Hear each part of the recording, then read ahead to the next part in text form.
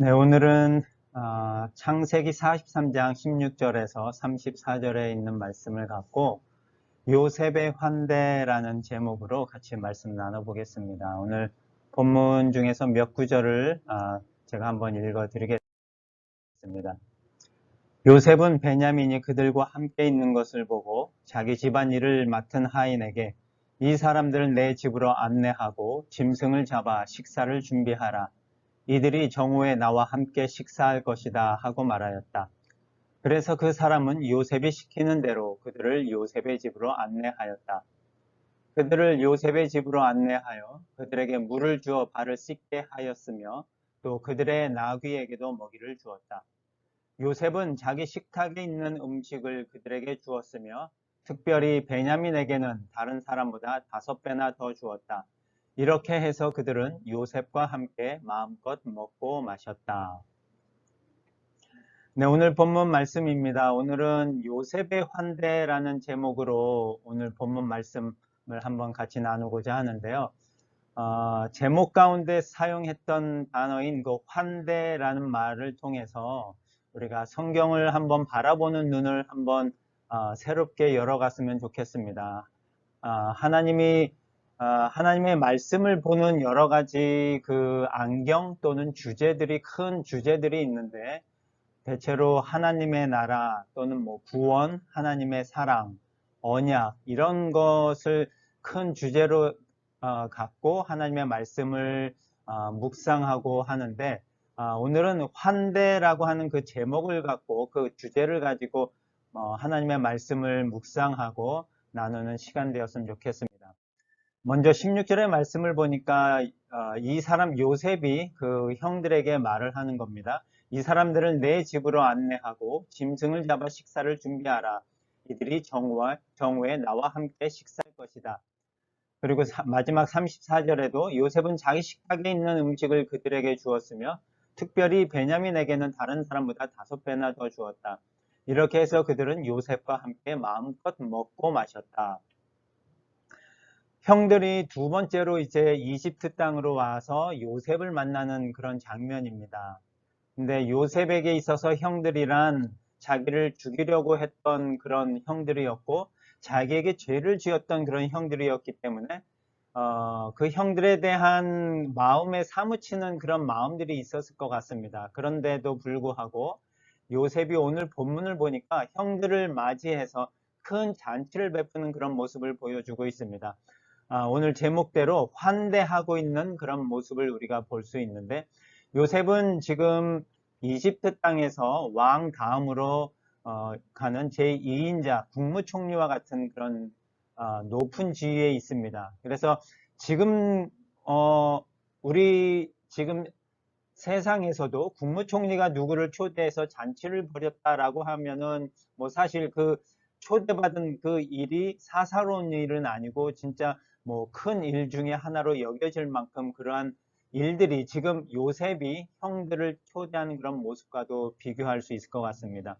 그래서 형들을 오히려 벌을 주거나 형들을 고생을 시킬 수 있는 그런 위치에 있었음에도 불구하고 요셉은 형들이 지었던 그런 자기에 대한 죄를 하나도 묻지 않고 따지지 않고 그 형들에게 아주 따뜻하게 정성껏 잔치를 베풀고 환대하는 그런 모습을 보면서 우리가 이 요셉의 환대를 통해서 하나님의 환대를 우리가 한번 생각해 보면 좋겠다라는 생각을 했습니다.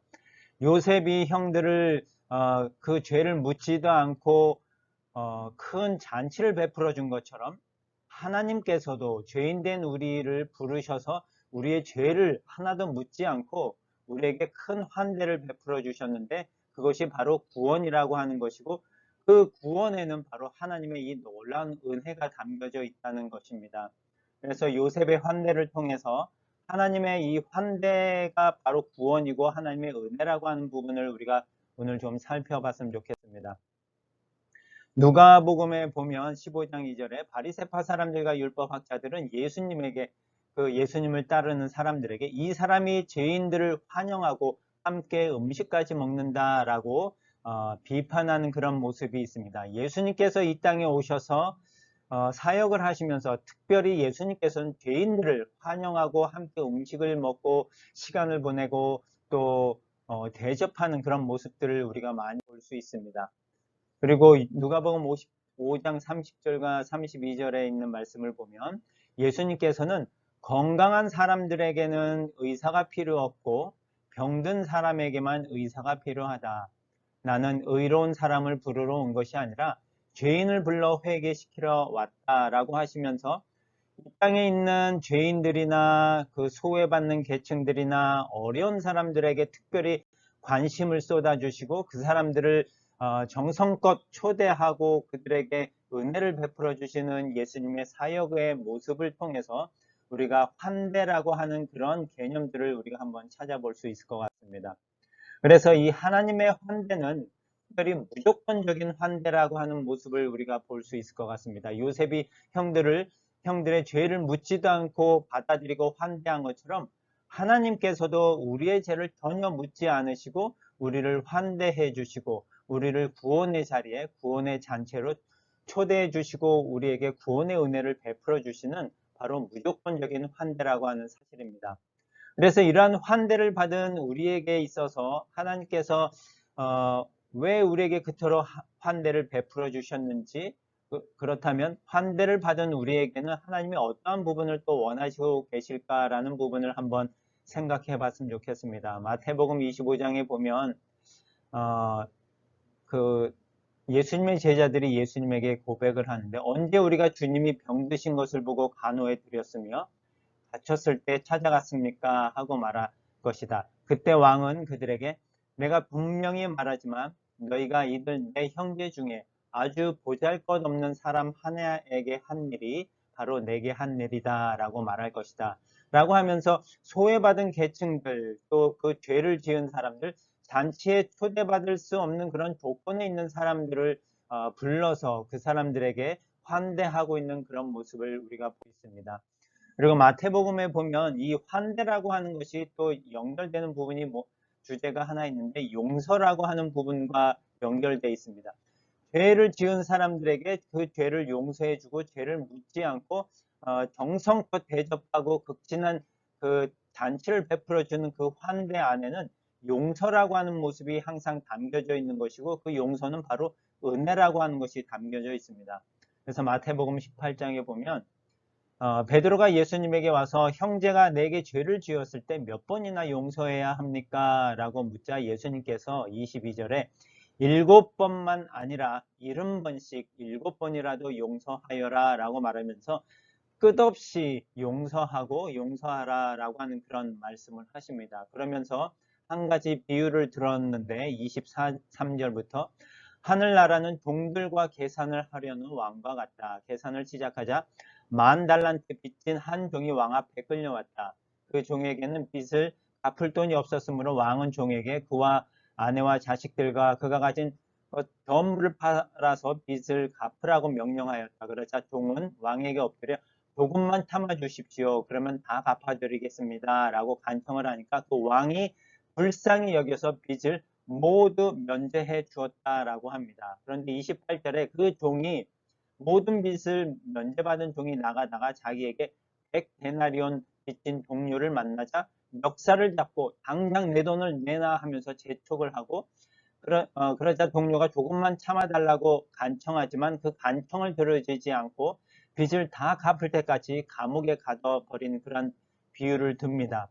하나님께서 우리에게 환대해 주신 그 모습은 마치 10,000달란트 빚진 자처럼 우리를 바라보시고 우리의 모든 빚을 면제해 주셨다는 것입니다. 그렇다면 하나님께서는 이 10,000달란트 빚진 종도 자기가 받은 그대로 동일하게 그 일을 해야 되는데 오히려 자기의 빚보다도 훨씬 적은 100데나리온 빚진 동료를 만났을 때 그 동료의 빚을 다 탕감해 준 게 아니라 오히려 감옥에 가다 놓는 그런 반대로 일을 하고 마는 모습을 보여주면서 하나님께서 원하시는 모습이 과연 어떤 모습일까? 우리에게 환대를 그렇게 베풀어 주신 하나님이 과연 어떠한 모습으로 우리가 살아가길 원하실까 하는 모습을 한번 생각해 볼 수 있을 것 같습니다.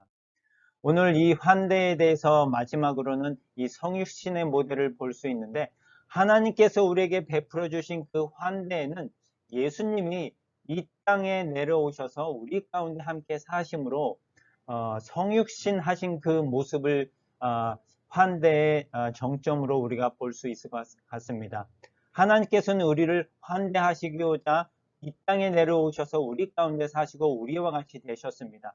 바울도 이러한 모델을 바라보면서 고린도전서 9장에서 그 사람들을 구원하고 전도하는 일에 있어서 유대인을 만나면 유대인처럼, 또 율법 아래 있는 사람을 만나면 율법 아래 있는 사람들처럼 되어갖고, 믿음이 약한 사람을 만나면 믿음이 약한 사람들처럼 돼서 그들을 얻으려고 하는 모습을 볼 수 있습니다. 내가 모든 사람들에게 그들과 같은 사람이 된 것은 어떻게 해서든지 다만 몇 사람이라도 구원하기 위해서였다라고 하면서 그 상황에 맞게, 그 처해 있는 상황에 맞게 행동하고 살아가는 그런 모습을 바라보면서 하나님께서도 우리에게 환대를 보여주셨고 우리에게 환대가 어떤 것인지를 알려주셨으면 그 환대에 맞게 우리도 예수님이 보여주신 그 성육신의 모델을 따라서 우리도 이웃을 얻기 위하여, 사람을 구원하기 위하여 행동하고 나아가는 모습을 찾아가면 좋을 것 같습니다. 그런 모습 속에서 우리가 비정태의 모습이 이 예수님의 성육신 하신 그 환대의 모습을 찾아가고 있는 모습이 아닐까 하는 생각을 해봤습니다.